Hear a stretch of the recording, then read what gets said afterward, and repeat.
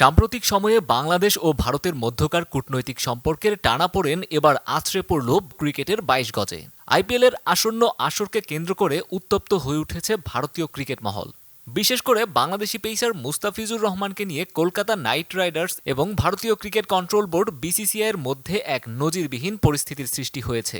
কিছুদিন আগে আবুধাবিতে অনুষ্ঠিত আইপিএল নিলামে বড় চমক দেখিয়েছিল কেকেআর। বাংলাদেশি এই কাটার মাস্টারকে তারা ৯.২ কোটি রুপিতে দলে ভেড়ায়। তবে এই খুশির আমেজ বেশিক্ষণ স্থায়ী হয়নি। দল ঘোষণার পর থেকেই কেকেআর এবং দলের মালিক শাহরুখ খান ব্যাপক সমালোচনার সম্মুখীন হয়। ভারতীয় কিছু রাজনৈতিক দল ও অনেক নেতাকর্মী কেকেআর এর এই সিদ্ধান্তের তীব্র বিরোধিতা করেন। তাদের দাবি, বাংলাদেশি খেলোয়াড়কে দলে নিয়ে কেকেআর ভারতীয় ক্রিকেট ভক্তদের আবেগের মূলে আঘাত করেছে। বিতর্ক যখন তুঙ্গে, ঠিক তখনই বিসিসিআইয়ের পক্ষ থেকে কেকেআর কর্তৃপক্ষকে মুস্তাফিজুর রহমানকে দল থেকে বাদ দেওয়ার একটি অলিখিত ও বিশেষ নির্দেশনার খবর সামনে এসেছে। বিসিসিআই সংশ্লিষ্ট ডেটা সংস্থার তথ্যের বরাত দিয়ে জানানো হয়েছে যে রাজনৈতিক ও অভ্যন্তরীণ চাপে মুস্তাফিজকে সরিয়ে দেওয়ার প্রক্রিয়া শুরু করতে বলা হয়েছে। বর্তমানে বাংলাদেশ ও ভারতের মধ্যকার বিরাজমান শীতল সম্পর্ক এই সিদ্ধান্তকে প্রভাবিত করেছে।